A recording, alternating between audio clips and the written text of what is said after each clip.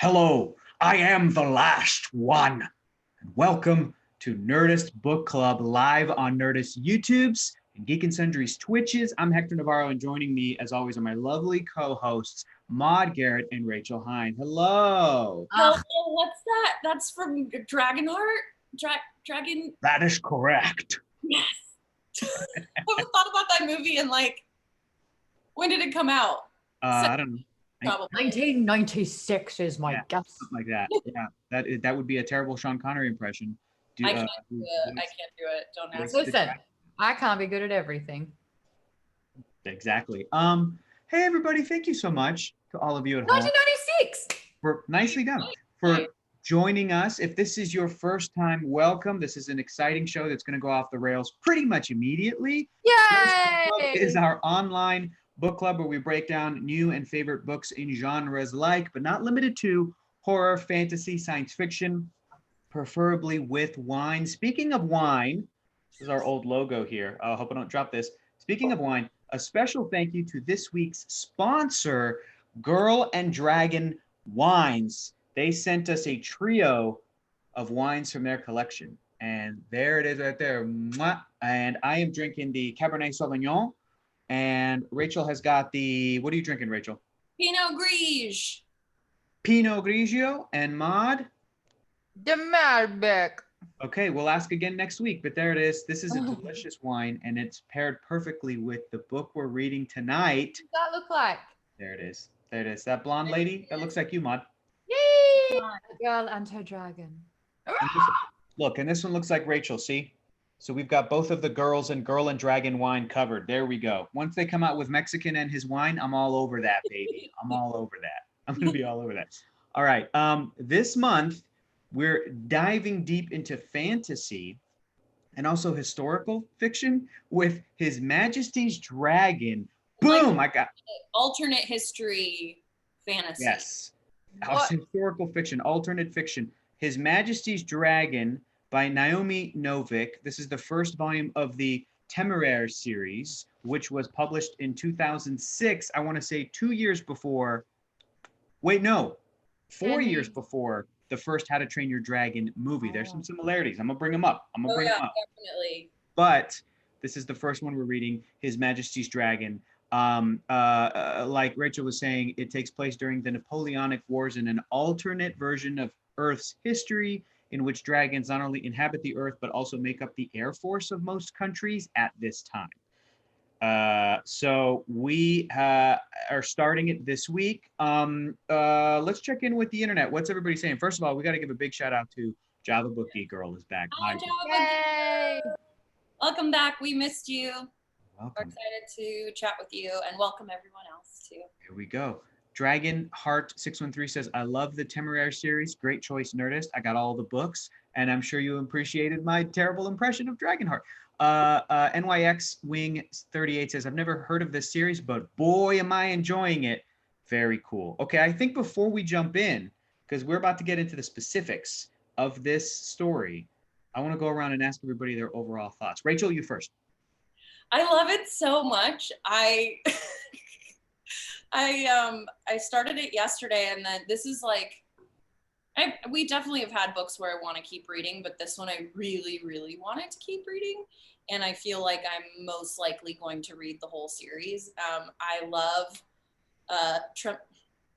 Temeraire and Lawrence. I love their relationship. I think it's just the cutest. It's something that I feel like I need right now, is just some dragon bonding, dragon snuggling. They're reading to each other. He calls him my dear. They're just like BFFs. So yeah, I'm really digging it. And I also, it's a good excuse for me to brush up on my Napoleonic history, because I definitely don't remember a lot of it. And I really like the concept of this sort of, I like alternate histories as well. Usually I feel like you always go for Man in the High Castle, where it's World War II, much more known eras. But I also like that it's not, sometimes fantasy can be really flowery and have a lot of history that is hard for me to pin down getting into it. And that usually it's not a deterrent for me with fantasy, but it's hard for me to picture it. So because it's like so many characters with all of these different names and all of these different like locations that are not necessarily character driven. It's like this history. I don't know. If that's I will say, to go off what you're saying. Dumb. It's mostly because I can't picture. No, I think I think what you're saying is absolutely 100% accurate. In the fantasy genre, that introducing a bunch of characters or world building can sometimes get in the way of connecting to the story. And this book, we're only 4 chapters in. I think it's very smartly spends most of its time with Lawrence and Temeraire. And you get to know both of these two characters as characters and their relationship, and then you're sold. And everybody else is kind of a secondary character. Maude, what are your overall thoughts so far? So all the content, the dragons, the fact that they love reading and it's a very inquisitive dragon, the ye olde feel of it all, the naval, ships, all that kind of stuff. I should be loving this sick. I had to listen to the first chapter. Like, honestly, I would get 20 minutes in and be like, I have no idea what's happening. Oh, no. And I'd have to start again. And I would try to listen to it again. I am listening to, the narrator is Simon Vance. Simon has narrated Interview with the Vampire that we covered for Alpha Book Club, and also June that we covered for 6 weeks in this book club. I have, I think, hit my Simon capacity. He's just not getting me focused. I'm not getting in. I switched to the Kindle because I was listening to it last night and was like, I couldn't focus and thought it was just because I was tired. And so I switched to my Kindle. What is it about his audiobook reading style that's making you guys not be able to focus? He's got a little bit of a softer, like, he's very English, which I love, but the way that he would say his words is a little bit quieter and it would go like this. And so for me, like, I'm just not, there wasn't enough ebb and flow. I think he's got about 5 character voices that he does very well, but I'll hear a conversation and be like, oh, this sounds like it's between Leto and, someone else, Okay. So that's kind of becoming a little bit difficult for me. Nathan says he's doing a great job. I just think Ian says that he's very relaxing. Brad's saying, I love Simon Vance. I'm just struggling with it. So I think I'm going to buy the books so that I can read them. Because I recommend it because the character voices are so great. Not the narration, but the actual characters. You get such a sense for them, I think, right away. Interesting. I haven't read a book instead of listening to it like all year, and I switched. So wow, that's all I do is read books. I've just hit my goal for the whole year, which was 50. So congrats. I did that the other day on Goodreads. I read something like 50 books since we started Alpha Book Club that are like novels. Wow, that's huge for you. Kind of insane for me as well. Yeah. And I was because I didn't realize that in Goodreads you can create shelves to better organize your stuff, and I went, oh my god, game changer, because I now have a Marvel. Love to organize. Yeah, so you can do your comics. Yeah. I'm like, how many Ninja Turtles books have I read? How many, and I'm doing that, but I had that category of novels. And it's like 50 plus. And I'm like, that's pretty good. Especially, what do you think, Hector? And also, what should I listen to? Ooh, I got you both, baby. Yeah. I got you both. I got both of that. But first, let me go to Maude's defense for a little bit, because Maude, there are folks in the chat that I think are agreeing with you as well. Let me try to find some comments that were sort of, you got Ian Powell saying he's very relaxing. Ian said he's got a bedtime story voice. I listened to it while walking around a lake, really helped me focus. That's interesting. Okay. I would say, and then also Clever Girl says very low key narration. So I would say to order a physical copy of the book. 4 chapters in, it's 112 pages. It's a zippy read, even though it's dense. It still feels light and breezy when you go through it, because I think that the writing is really fantastic. Here's what you should listen to while reading it. Here's what I was listening to. And also, Shire Agnew in the chat says, I read it in about 3 days. I just forgot to stop. Okay, enough with that. I need to address this. Enough with the I forgot to stop, because that's BS. You're making a choice to keep going and you know it, Maude. It feels good. Do it. I know, but don't, but I totally agree. If I feels ordered good, it. do it. But don't be like, oh, I plumb forgot. No, it's fine. You're making a choice. You're powering through. You're getting ahead of us. That's okay. I ordered it. You're enjoying the book. I might Fantastic. say I might be tempted this time. It's a good time. Black Belt 23 says 2020 needs more dragon BFFs. I agree. So here's what you should listen to while reading it. I did the first few chapters listening to the score from How to Train Your Dragon, the first one. And Okay. the moments where Hiccup is first interacting with Toothless kind of was paralleling where Lawrence was meeting the dragon for the first time. And I was like, this is kind of lining up. Then just last night, my buddy Keller, y'all know Keller, my roommate, y'all know Keller showed me the movie Master and Commander of the Far Side of the World, which I'd never seen, which is about the Napoleonic Wars. So I went, yeah, let's watch it. So we watched it, sound system blaring, and it has a beautiful like sound in that movie. And I had a great time and I enjoyed it. So reading 2 chapters today, I listened to the score from Master and Commander of the Far Side of the World, and it fit beautifully. Who does the score for that? Shoot, I completely forgot. It up. Lots or something? I feel like it's someone famous. Yeah, let me see here. What? Here we go. Let me pull it on Wikipedia. It'll tell me who did the music. Give me 1 second. I gotcha. All right, you got it? Who is it? There's 3 names here: Richard Tognetti, Christopher Gordon, and Ivor Davies. Oh, very nice.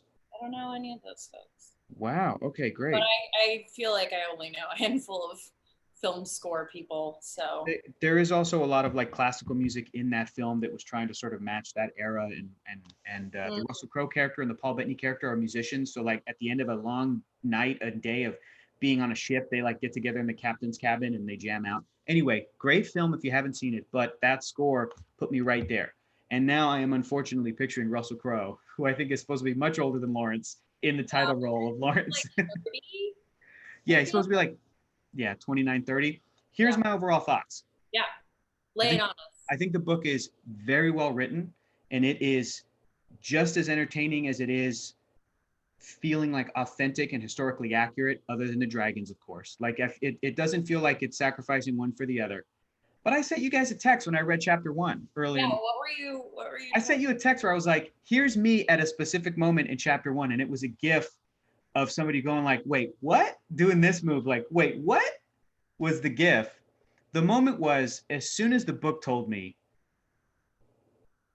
a character was like, this person didn't quite understand when the dragon would start talking, but he knew that he would begin talking soon and he would be able to talk. I went, wait, what? And that is the one thing that I am struggling to, it creates too many questions for me. How does a dragon just know the dragon can speak or understand language?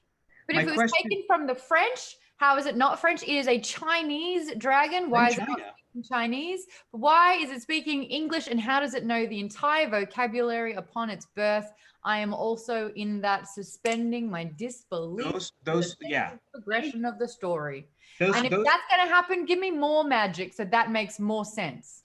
Maybe. Because as far as we know, no magic in this world, other than if you consider dragons themselves to be magical creatures. But if they're just animals in this world, breeding them, right? And this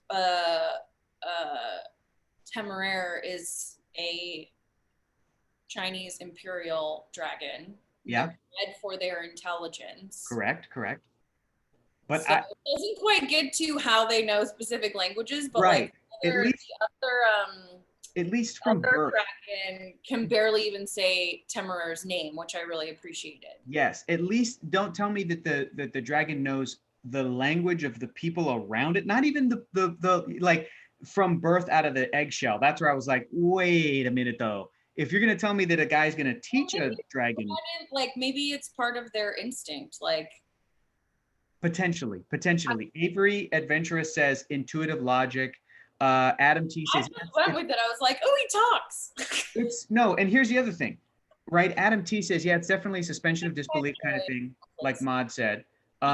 Jay Buntrock says, apply Doctor Who logic and move on. That doesn't make any sense. Now you're talking about time travel and shit. That's not even. No. Doctor Who logic is this exists and it is that way because it is. Okay.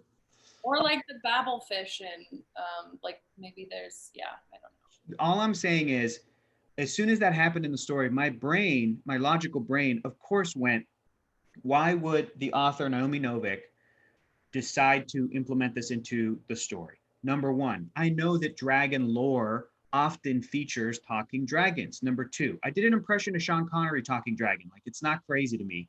Number three, I could do Serafina. She's from Aragon. I was getting strong Aragon vibes. Aragon. Well. Aragon thinks it. They can hear each other. was telepathy, but even Aragon featured talking dragon. So it's not the craziest thing to me, but my thing was like, I also understood that Novik, the author, is most likely including this just to be able to have a character be a character, as opposed to having it be a man and his pet. You know, these two are supposed to be equals. But the thing is that that just made me think about all the dragon stuff I listed. It made me realize, like, oh, I actually really appreciate how the dragons in How to Train Your Dragon aren't that. They are more pet-like, kind of.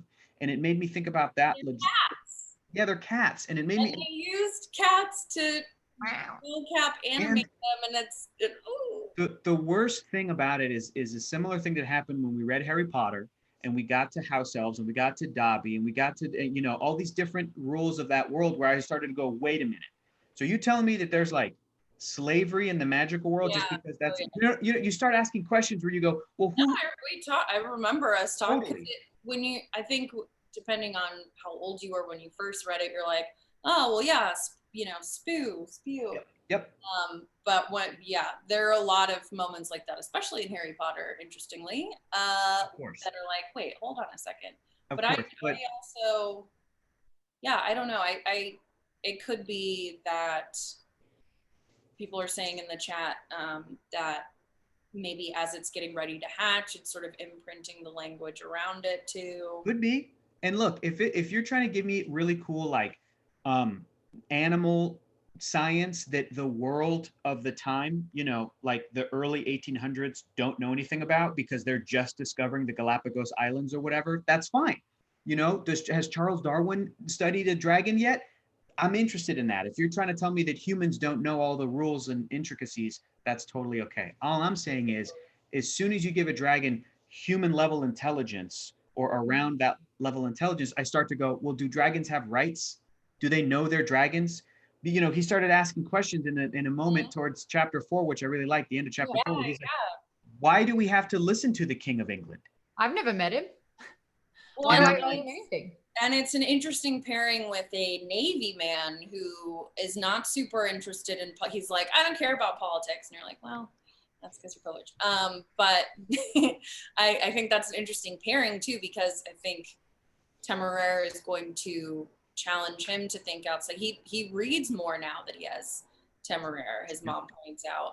And in the chat also, a couple of different theories. Well, M the cartographer, same. I'm personally super happy to completely dispense with my disbelief. Temeraire talking straight out of the egg didn't even faze me. I do really like when a universe, when the rules are very clear of a fictional universe. Yeah. But for some reason, that one didn't get me.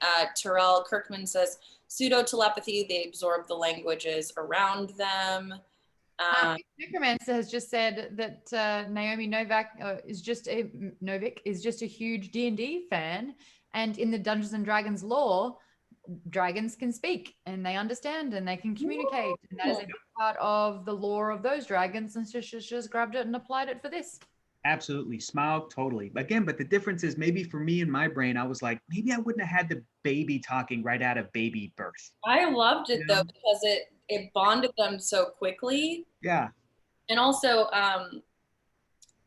someone in the chat just said this too. Where did it go?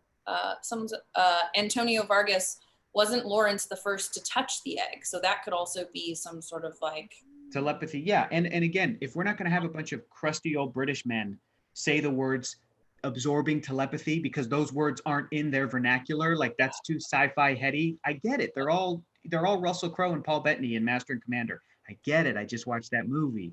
But again, it just makes me go back to that question of like, why are dragons sort of subservient to humans if they sort of have those intelligences? Again, he wasn't like, like listening to humans or whatever, and Smaug was a fully grown adult dragon. And like you're saying, Rachel, maybe that element to the story is something that is absolutely going to be a huge part of this story. Is that this younger, naive character is going to get Lawrence to like question the world around him more, and then that'll be part of the themes of the story. I just think that it's the other thing it made me do is, I don't know if this was happening to you guys either, I was constantly thinking about live action adaptation while reading this. Constantly thinking about live action adaptation. And I was like, could this work as a movie? I think so. Could it work as a TV show? Definitely. And I started asking myself, man, if I did this as a show, would I have the dragon talk? Could this work? Because here's the other thing. The dragon speaks in this, yes, because of Dungeons and Dragons lore and medieval lore and all that other stuff. But like, it's also tells you what the character's thinking and feeling in a way that you don't have visually. The book is just telling you what the character's thinking and saying. And I'm like, could you shortcut that and have it be more animalistic and emotions and emotive if Lawrence is the one just talking and names him? And I was just thinking about that stuff, and I thought it was very interesting. I think that's interesting. Yeah. I would much rather have the dragon talk. Even though the logistics of that in a movie can be tricky. Question for you then. Question: If that's the route you're going to go, do you have a young British boy, a toddler, a child, voice him out of the egg, and then get a teenager, and then, or does he have the same voice from when he's small to when he goes big? I think you could almost do like the Hercules route, the animated one, because he's a like teen boy, but then after he sings "Go the Distance," he's Tate Donovan, maybe something like that. I love Tate. To Matthew Broderick with Lion King. But no, I actually think because as soon as you meet Temeraire, he's just like a little man dragon in a baby dragon's body. Does that make sense? He's I'm like hungry. Grown. I'm He's hungry just now. like, That's okay. how it sounds in the audiobook. Yeah, I'm hungry. I'm hungry now. Really? Oh, that's interesting. Yeah. Well, yeah, he goes, I think that his personality, Temeraire, is so,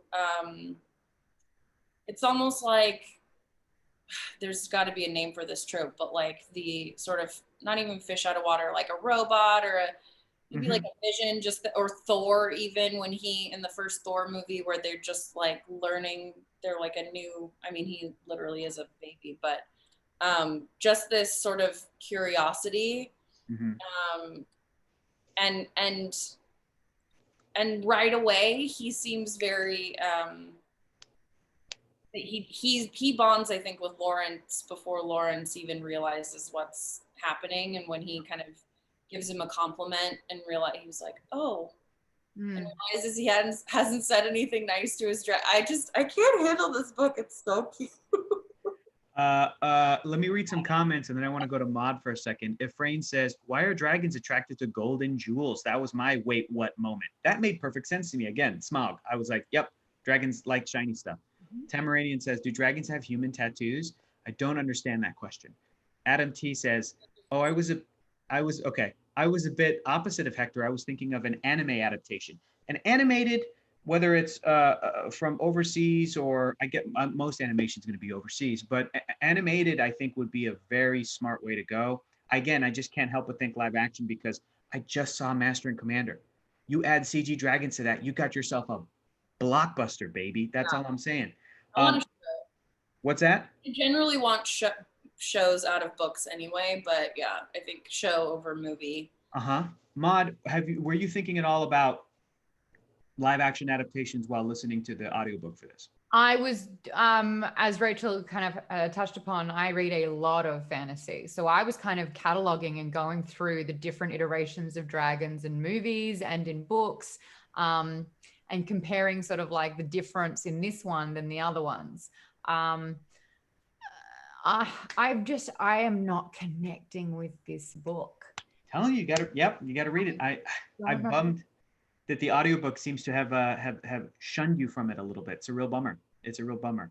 Not getting into it. Yeah. I don't know how else to describe it. But I like all the concepts for it. I like the fact that there is a protocol and there is literature, like nonfiction about how to train your dragon. And I like that there's like what steps do we take? Oh, I have to address his name again. Oh, and then I've got to put the harness on, but he can't fly away because then we'll never see him again. And like, those sorts of, I liked that part of the book. I also thought the fact that this dragon, its diet, like playing a huge role in this. It's like, yeah. So I liked the fact that it's a very realistic setting. This is an alternate history. But then what it would look like should you have a winged sort of like lizard beast in there that is growing at a rapid rate. So not only having sort of like the physical aspects and how that would impact the world, but then also having a very intellectual dragon and it questioning things and, placing itself into the world and asking those particular questions. I think I have kind of taken myself out of the book a little bit by going, why did Naomi go down that path? Maybe because we haven't really seen it before, but I do think that I'm needing a little bit more information for it to make sense. Hector, I think I'm a little bit with you because it was like, if it is that intellectual and it understands all the words, but then it just doesn't understand sort of like the intricacies of life. So it needs to be taught, but it's already curious and brilliant. It's like, where is the line of knowing everything, but not knowing anything? Yeah, that's tricky. That can be tricky across any, yeah, absolutely. And I also feel like there's a thing about this story that kind of reminds me of Black Panther, because Black Panther, Marvel's Black Panther, is also an alternate history where it posits, what if there's an African nation that was never colonized and there was no slaves ever stolen from that land? And then that movie has to go and justify how that would make sense for the greater, do you know what I mean? Because you do start asking questions. You're like, wait.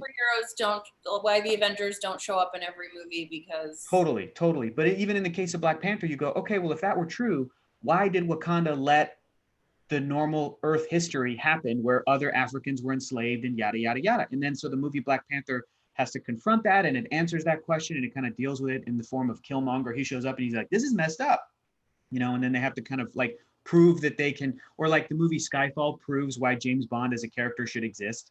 If you're over James Bond, if you're like, this is an outdated chauvinist, right? Then you have Skyfall and you watch it, you go, okay. They also Roger Deakins. Amazing. So I read some really funny comments about just like the whys of dragons. Clever Girl, did Temeraire feel a natural attraction to gold, or was it because it was a gift from Lawrence? He adores Lawrence and is super protective of him. And then the winner, Miss Necromancer, dragons in a gold pit are like cats rolling on the gravel driveway. And it is sort of like when you do think about pets and animals, where someone else in the chat way earlier on was like, have you never like gotten stoned and thought you were talking to your pet? Yes, I have.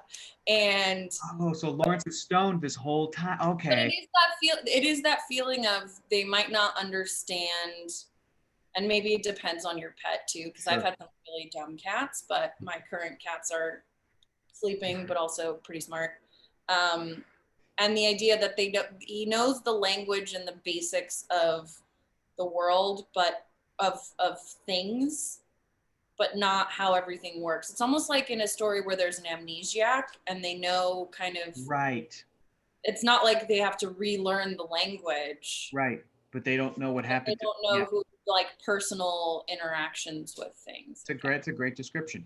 And again, maybe as Maude and I are reading this book, maybe we're asking a little bit too much for that book to go that meta and explain everything we just talked about, or at least. So maybe they dive into the lore and the history of how they. Because the other little gray dragon was like, oh, this one's a dum-dum. I don't know if you guys remember. Do you remember when Scooby-Doo had a cousin named Scooby-Dum that was also kind of gray and white? That's what that is. It's kind of like, oh, hey, Scooby, like that kind of a dumb character. But can you just picture in Jurassic Park when the Velociraptor cracked out of the egg, if the baby raptor was like, I'm hungry? That's a different movie right there. No, it wouldn't have been that high. It would have been like, I'm hungry. I'm hungry. Or I guess that happens. That would be but like I feel like that could be scary in the right way. Totally scary. What else was I gonna say? Yeah, again, I think that the whole story is so well done, but a lot of it has just got me to kind of ask these questions. Another thing about the alternate history aspect is I want to know, how long have dragons been around? Because if they've been around since like the dawn of time, wouldn't our Earth history be vastly different? Kind of a question. So I'm like, ooh, were dragons just discovered like 50 years before that? Like at what point do they kind of come into our normal history to then create that tangent, that offshoot of a different timeline? It Because feels like I don't know enough about them. It feels like it's a very yeah, new experience for them as well, even though they've been an integral part of their army, but it seems like they're dwindling in numbers. Well, I think it also speaks to, kind of the fish out of water, like Harry Potter not knowing the world of magic. Lawrence doesn't know really anything except that there are dragons that fight, and they're part of this aerial corps, and no one really respects them, and they kind of stick to themselves. And the British don't really have a ton of dragons, and the ones that they do are like not as great as the other, superpowers. So I think as we kind of just barely got into him learning about dragons in a real way as he's about to start training. So I think we'll probably learn a lot more in that. And then because it is such a long series, and it's historical fiction, I imagine we'll get nuggets of that throughout the book as well. yeah. If this was a TV show, if this whole book was a season one, how many chapters are there in this? There's 12? Yep. 12 and an epilogue. Let's say then it's a 13 episode season, right?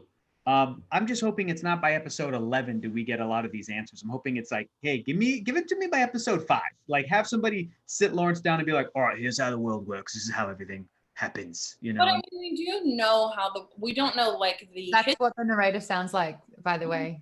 That's exactly what he sounds like.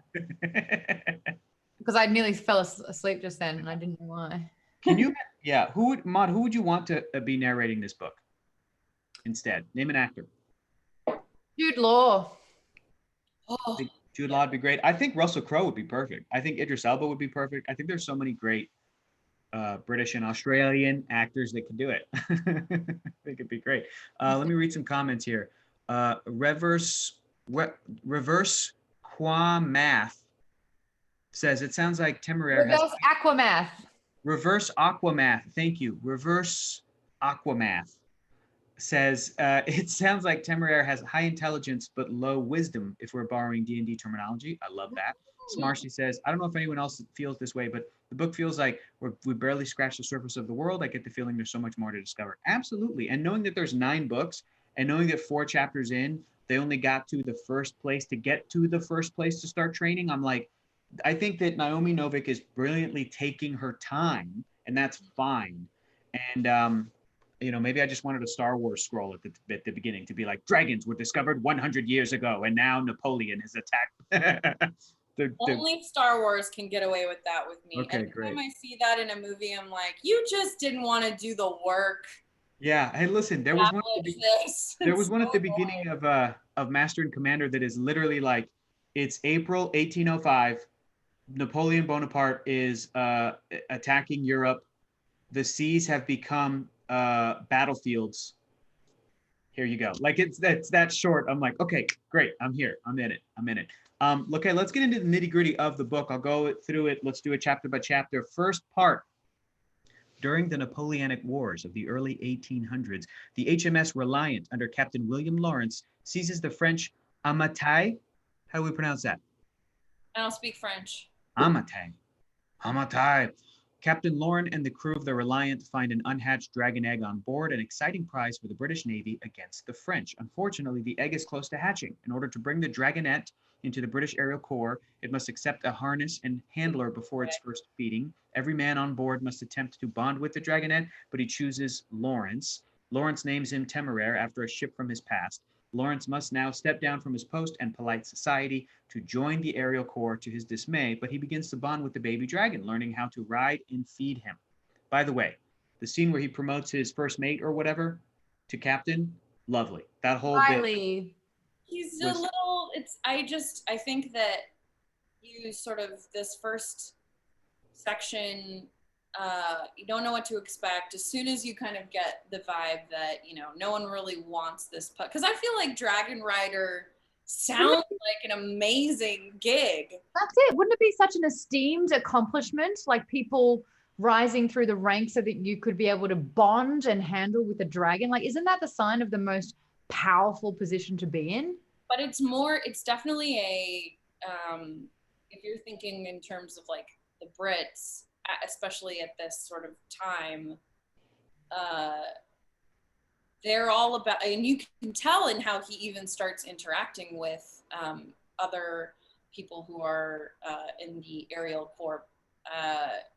They're just, he's all about manners and don't ask the host these questions, and oh no, you can take my dinner. Like, they're so set in this very rigid kind of society. And I think, you know, he's, as we have read in the first 4 chapters, Lawrence also seems to realize, like, oh, it's not like I have to give up, you know, all of these things. Now I want to. It's almost like this weird, like, gateway drug that's like, no, polite society is boring and terrible, come ride dragons. But it doesn't seem to be seen that way by the very stiff upper lip gentlemen in the British Navy. I also think it comes across as though the Britain, I guess, understands that for somebody to be a dragon rider, that's like a lifelong bond, and you have to basically be on beck and call for the dragon itself. The dragon's going to need to be fed. The dragon's going to be taken care of. So that's why they've created a system where it's not like a pet. It is very much like a meeting of the minds, at least for them, I guess. They're giving these riders, men thus far, women also. Have we met a female rider yet? We have, right? No? Female dragon. Female dragon, right? Not a female rider yet. No, but I know that there are. They give these men and women an excuse to step out of society, to just be like, just focus on the dragon. This is such a huge thing, this huge beast, this huge creature that needs to be taken care of, that you can go ahead and do that. Don't worry about your other responsibilities. We got you. So once they reach the shores, Lawrence discovers that Temeraire is a Chinese imperial dragon, very rare and very intelligent. They then meet James and his dragon Volatilus, who has been bred for speed, but not very smart. James has clearly not been raised in polite society, but is nice enough and alerts the aerial corps of Lawrence and Temeraire. He meets Captain Portland and Lieutenant Days, who will supposedly be taking over as Temeraire's handler. They tell him that he cannot see Temeraire again, and so that they can maneuver the switch of handlers as they would if a rider had died. So let's talk about this for a second. That was heartbreaking. Oh my God. And he's trying to, like, no, I didn't even want this. I'm going to be fine. He's getting, you know, dinner and wine with his bros. Yeah. And then they call him back. And this was like when my brain was like, I want a dragon. Because he's so, like, he's such a, you know, huge already. He's growing, you know, exponentially. But Lawrence goes back to see him, and the uncertainty in his voice was painful to hear. And they like nuzzle, and he's like, he said that you don't like dragons and you wanted to be back on your ship. And it's just, you just feel so bad for him because he doesn't really understand the emotional societal beats and has already bonded with Lawrence. Go ahead, when you look at it, the fact that the dragon riders have been training since they were 7 years old, we now know that Lawrence is so behind on like education, on experience, on his training. He's starting from zero when everyone else is like super, super experienced with it. So they have this amazing asset, this dragon, but not the most ideal person to team up with the dragon. And so that's like, yeah. They're pissed. Yeah, I get it. Yeah, that was also interesting how they told us that they were going to, I don't know if they told us that they were going to tell Temeraire that dude died or not, but they said that's normally our procedure. If sometimes a rider will die and then a dragon will kind of accept another rider because that first person passed away or something happened, an accident happened. It and sounds instead very clinical and sort of like, not necessarily that they would tell, like, say that he died, but they were like, you shouldn't see him again because this is how we do this, and it helps to separate it. And there's talk about, you know, the way that they breed the dragons, and some of them being bred for speed, but can't really put a sentence together. And I think that feels like something that as you get higher in the chain, we might see these admirals who are thinking of the dragons in a very different way than their riders are. Which again, it's fine because they are kind of treated like cattle and they're bred for certain things, or horses or whatever. But it's like, yo, horses can't talk at human level intelligence. Dude, these dragons have rights. What the heck? Yeah. Anyway, it was very sweet when Temeraire reunited with Lawrence. He did not accept the new writer, despite Portland and Day's distaste for an untrained writer like Lawrence. By the way, also, this happened last night with Master and Commander, and I like this in the book. One of my favorite genres is British people being proven wrong. So anytime that happens in a movie or a book, I'm like all for it. I'm like, yeah, great. This stuffy British person was proven wrong. I like it. Lawrence begins to learn about the aerial corps and their positions against Napoleon's army. Hint, it's not great. Once Temeraire is grown, he will be very much needed on the front lines. They take off for aerial commands, where the admirals say he must go to Loch Lagan in Scotland for training. Loch Lagan. Yeah, Loch Lagan. I can't do Scottish. I started and realized I should not. Loch But Lagan. Loch Lagan. Been watching a lot of The Simpsons, so. Willie is there. For training, the aerial men are not pleased that a Navy man will be training with them, which worries Lawrence. And Temeraire can sense he is upset, and the two bond even more. And also, the moment where Temeraire gives him a compliment, and it like takes Lawrence aback, and he has to think about it. He goes, "This is if a ship had told me that she like wanted me to be the captain. Like I'll never get that from a ship." And this intelligent creature just told me it likes me and chose me. It was beautiful. He opens up his wings and tucks them on in there. I can just picture Rachel reading this, just going, oh, the whole time. Just like on the verge of tears the whole time. Just like Holly Hunter in Racing Arizona. I love him so much. Basically, yes. All right. So then this part kind of threw me a little bit. I was like, where is this next section coming from? But kind of came out of nowhere. But they make us at Lawrence's home on their way to Loch Lagan. I was like, is this a flashback? Because I just kept reading and I'm like, oh no, they pulled over. Where Lawrence has to face his parents and paramour Edith. He is shunned at dinner by all of the polite society, which he expected to some degree, but not quite as bad as this. His father does not exactly disown him, but he still does tell Lawrence to stay away from them. It was such a weird scene. Again, it just didn't make sense because he got promoted into something that should be. He already didn't want his son to join the Navy, but at least the Navy was somewhat respectable. It seems like dragon riders, because people are afraid of dragons, they don't understand them.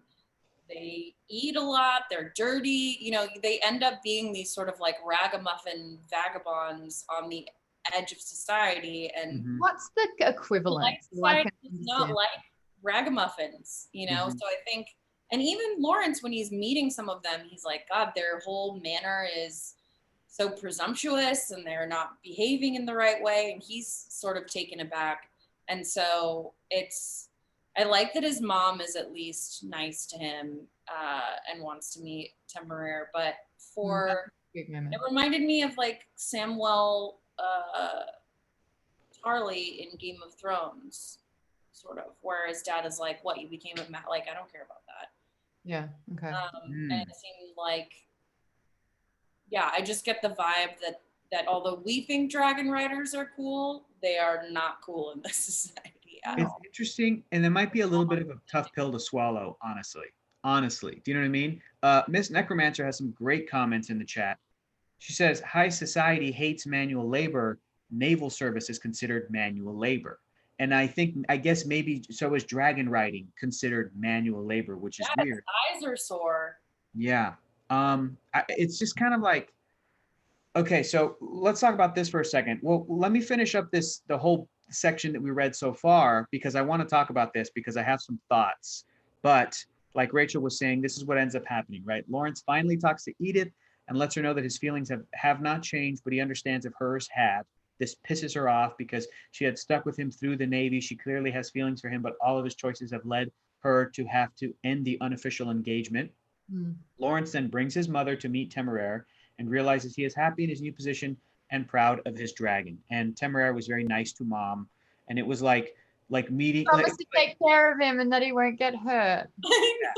It almost felt like, you guys tell me if I'm way off on this.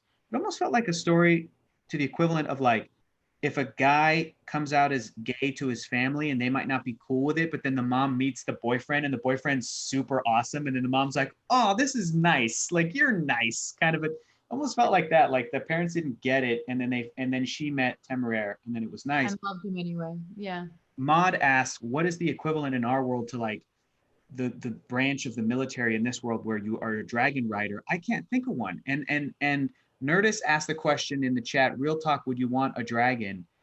And the Tamarine says, what kind of question is this? Miss Necromancer says, honestly, no, I can't even handle a dog as a pet because they need you too much. Stargirl 314 says, heck yeah, I would.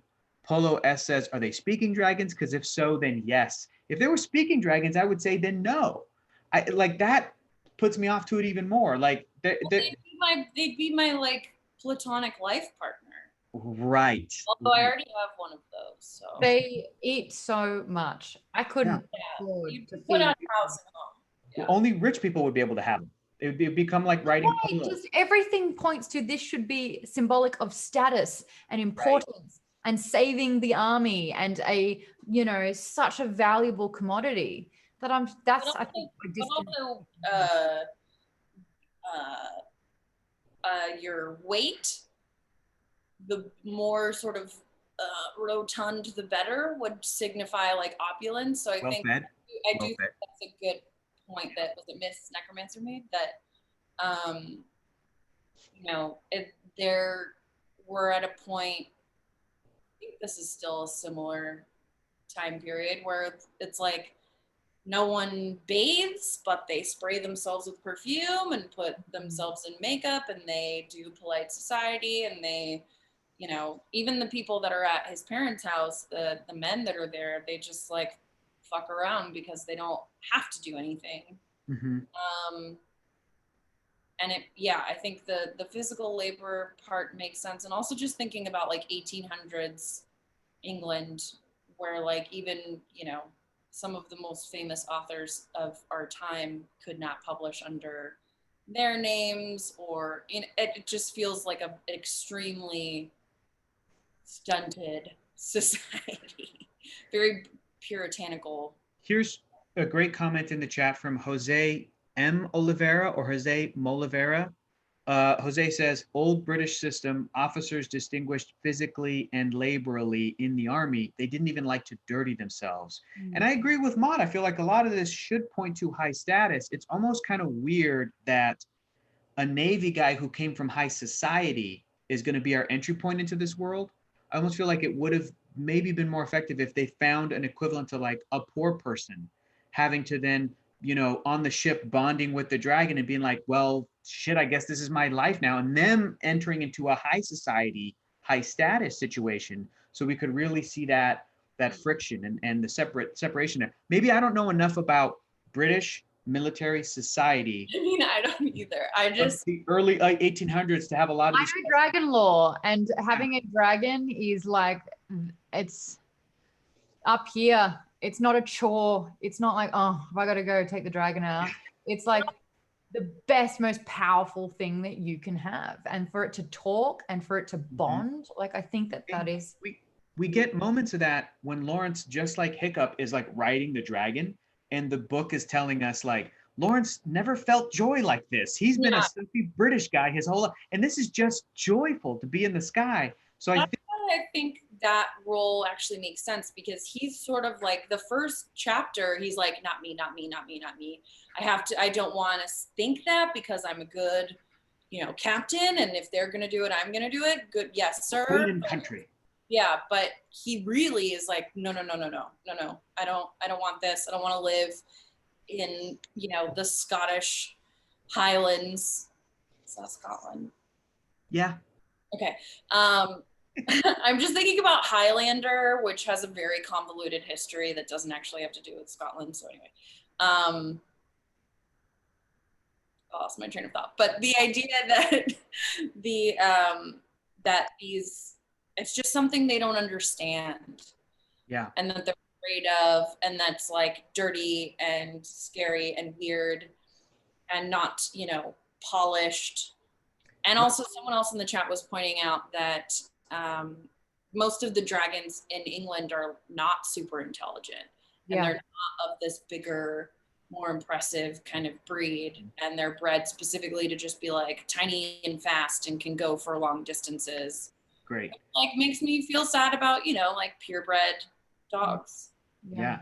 Now I'm going to stereotypically have all those British dragons have like Cockney accents instead of like high upper crusty, I want to read some great comments because maybe I'm in the wrong and there's some people pointing it out. Ryan King says, I like the choice that Novak made to have dragons be looked down upon.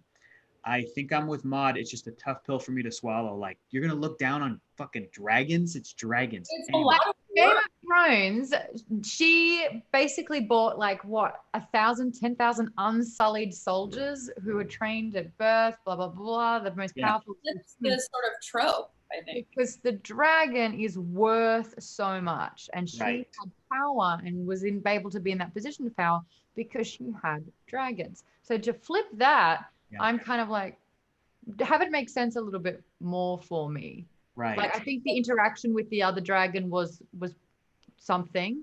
The start of the book where it's like, I don't want it to be me. I don't want to have to look after the dragon. Like, because if I were to role play or like, put forward that scenario where it's like, there is a dragon here and it's going to bond and fuse with one of you, you would be like trying to get its attention and be like, me. But like, so for people to be like, no, I don't want to. Like, I'm just like, God, this is going against, which is probably great. And I'm hearing that, like Adam is saying that a lot, going, it's so fantastic that it is flipping the script completely. And I think I just need to catch up a little bit more, or I need to read it myself and not have someone read it to me. I definitely think that's true. And also I will say, when I think that the Ariel, like the actual writers, they do respect the dragons and they do have their own culture. Right. And they're only letting Lawrence go with them because they have no other choice. They wanted to put him with some, like the best of the best, it sounded like, who didn't have one. And so I think once we get into their world, we'll see a very different story, because they're judging, just as they're like anti-Navy, we don't want a Navy man, unlearn everything that you've learned. You don't understand how we work. They've got a little chip on their shoulder, obviously, because everyone in high society seems to not get it. But I think that we're gonna see this sort of like the like dragon rider culture in the next section. Yeah. That will make a little bit more sense. The Tamarinian said, I think this reverse Cinderella story style on the Dragon Riders is a little more interesting. Again, I'm open to it, but it just hasn't grabbed me yet. Miss Necromancer says, how Americans were looked down on hardcore because of these kinds of ideals in the upper crust. Okay, I can kind of see that parallel with like at the time, colonialists, right? American colonialists that were like going to get scrappy and build a town. We're fighting, we're throwing tea in the harbor, and we like slaves and all that other stuff that the Americans were doing. I kind of get that. Adam T said, like Maude mentioned, the only reason I disagree with Hector is because I think we have seen that similar trope before. The interesting part of this book is the fact that it is going against that trope I want to explore. Totally. I agree. Nathan S. also says all the dragons and riders are paid for by the government purse. They would be living the high life, pun intended. Maybe. And somebody else said it was like that they are sort of a public service. They're not necessarily, I don't know, I just think it's interesting the conversation that's happening about that. Stargirl 314 says, but Lawrence is the third son. He won't get any inheritance. So even from high society, he is low on the pole. And yeah, here it is. The one dime bulb. The one dime bulb says, I know what that, yeah. It's like the Oneaters. It's like that. Oneaters, Oneaters were the wonders. Okay, the one dime bulb says the dragon riders are public servants, not society types. I am. All for it. It's going to be interesting to see. And I think it all comes back to, Rachel, you were kind of saying this earlier.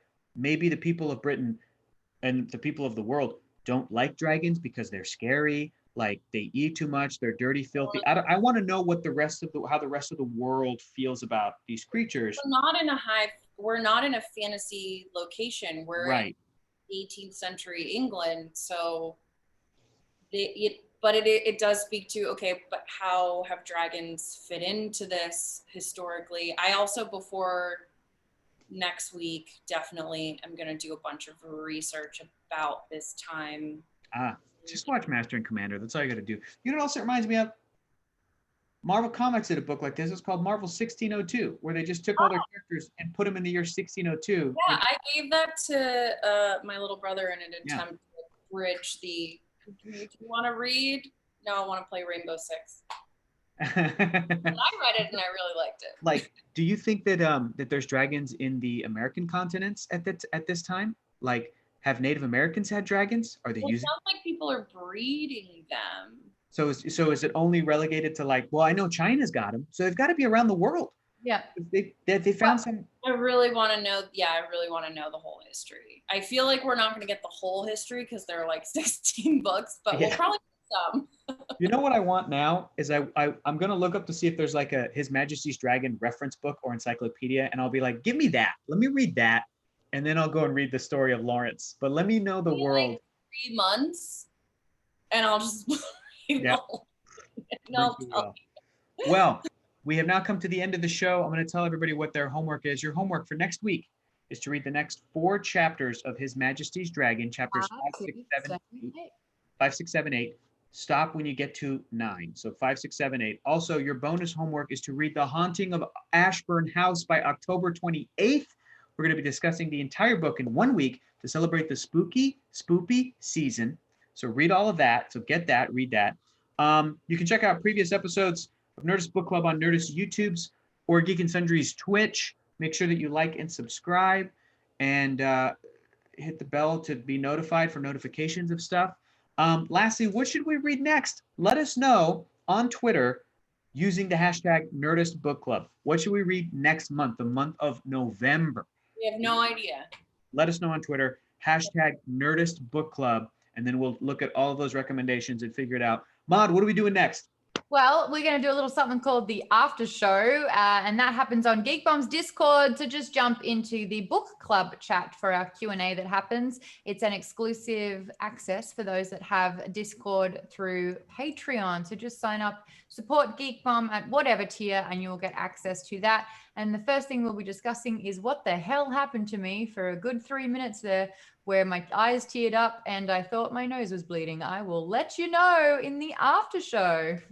Wow. Well, we got 2 minutes. Noticed. I went through some stuff, guys. I feel like we should medically figure that out now. Are you okay, Maude? Yeah, I'm good. I looked at my nose and realized I had green juice all around my mouth anyway, so it was a whole thing. But yeah, no. I'll talk about it in the after show. We'll chat then. Oh. Okay, that's a heck of a tease to get people to sign up to Patreon. Help me figure out my medical problems over on the after show. Wasn't medical. It was just, I just went, yeah, it was an accident. Okay. All right, just want to make sure that you're all good. All right, so excited to continue talking about this book and continue drinking wine. Another shout out to Girl and Dragon Wine. It pairs wonderfully with this book. Check them out if you are of drinking age. See if you can find them online, and I'm sure we've got links for that in the chat or whatever if we want to put a link to that. I know we did it earlier. So thank you guys so much for watching. Go read chapters 5, 6, 7, 8. We will see you next week, and we'll see you in the after show. Bye.